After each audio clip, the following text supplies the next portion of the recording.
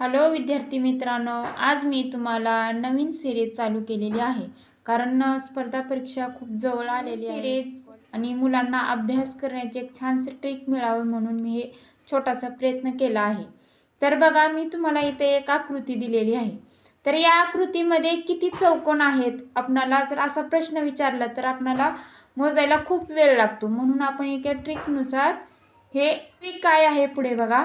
आता आपल्याला काय करायचे आहे, जेवढे चौकोन आहेत तेवढ्या चौकोनामध्ये संख्या टाकून घ्यायचं आहे. म्हणजे आता उभ्या 1 2 3 4 उभ्या चौकोनामध्ये संख्या टाकून घेतली, तसेच आडव्या पण टाकून घ्यायचं 1 2 3 हे 4. नंतर काय करायची, यांची बेरीज करायची. उभ्या आणि आडव्याची यांची बेरीज किती येते तर 10 येते आणि उभ्याची पण बेरीज किती येते 10 येते.